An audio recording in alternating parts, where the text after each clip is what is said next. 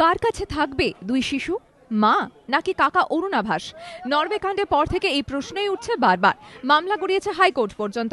মঙ্গলবারই কুলটি থানার কাছে রিপোর্ট তলব করে কলকাতা হাইকোর্ট। বুধবার কুলটি থানার পুলিশ আদালতে জানায় শিশু দুটিকে পাওয়া যাচ্ছে না। আদালত জানায় বেলা 12টার মধ্যে শিশু দুটিকে আদালতে হাজির করতে। এরপরই দুপুর 12:30 নাগাদ আদালতে দুই শিশুকে নিয়ে হাজিরা দেন মা সাগরিকা।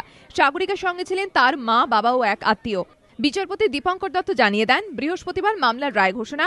ওই দিন পর্যন্ত দুই শিশু মায়ের কাছেই থাকবে।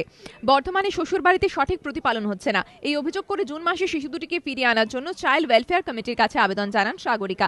শিশু দুটিকে মায়ের কাছে ফিরিয়ে দেওয়ার জন্য নির্দেশ দেয় কমিটি।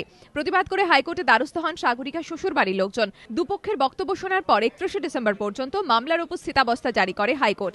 এরই মধ্যে মঙ্গলবার শিশু কল্যাণ কমিটির নির্দেশ নিয়ে কুলটি থানা পুলিশের সাহায্যে কাকা অরুণাভাসের কাছ থেকে শিশু দুটিকে নিয়ে আসেন সাগরিকা শ্বশুরবাড়ির লোকজন ফের হাইকোর্টে দ্বারস্থ হলে শিশু দুটিকে বুধবারের মধ্যে আগের জায়গাতেই ফিরিয়ে দেওয়ার নির্দেশ দেয় আদালত। পাশাপাশি কুলটি থানার পুলিশের কাছে রিপোর্ট তলব করে। হিন্দোলদের রিপোর্ট, এবিপি আনন্দ, কলকাতা।